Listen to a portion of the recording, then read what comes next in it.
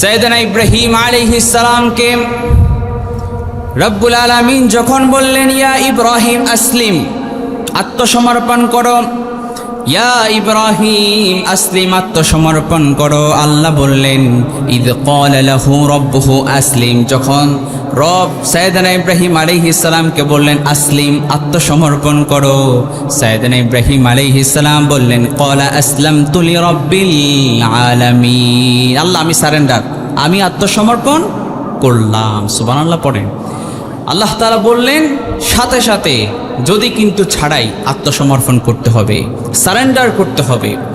সম্মানিত ভাইয়েরা, এই জন্য আল্লাহ তাআলার নির্দেশনা, আল্লাহ তাআলা যাই নির্দেশ করেছেন, কোনো ধরনের যদি কিন্তু ছাড়াই আত্মসমর্পণ করাই হচ্ছে একজন মুসলমানের কাজ।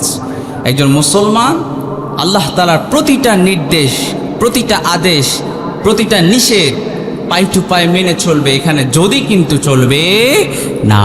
আমরা আমাদের রবকে পেয়ে আমরা খুশি। আমরা সকাল সন্ধ্যায় আমরা আল্লাহর কিছু দোয়া আমরা পড়ি, সকাল সন্ধ্যা আমরা কিছু দোয়া পড়ি না? রাদিতু বিল্লাহি রাব্বা, আল্লাহ আপনাকে রব হিসেবে আমরা খুশি।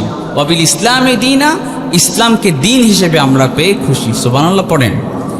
সম্মানিত ভাইয়েরা, তাহলে আমরা ইসলামকে পরিপূর্ণ মানতে হবে, আর এটাই হচ্ছে একমাত্র আল্লাহর কাছে গ্রহণযোগ্য জীবন ব্যবস্থা। আল্লাহ সে কথাই কোরআনে কারীমে বললেন, রব্বুল আলামিন বলেন, আল-ইয়াওমা আকমালতু লাকুম দীনাকুম ওয়া আতমামতু আলাইকুম নি'মাতি ওয়া রাদিতু লাকুমুল ইসলাম দীনা।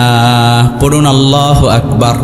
আল্লাহ তাআলা একমাত্র জীবন ব্যবস্থা হিসেবে ইসলাম আমাদের জন্য দান করেছেন। সুবহানাল্লাহ পড়েন।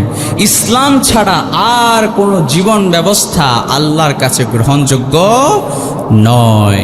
সম্মানিত ভাইয়েরা, ইন্নাদ দীনা ইনদাল্লাহিল ইসলাম, আল্লাহ বললেন আমার কাছে একমাত্র মনোনীত গ্রহণযোগ্য দিন, গ্রহণযোগ্য জীবন ব্যবস্থা হচ্ছে ইসলাম।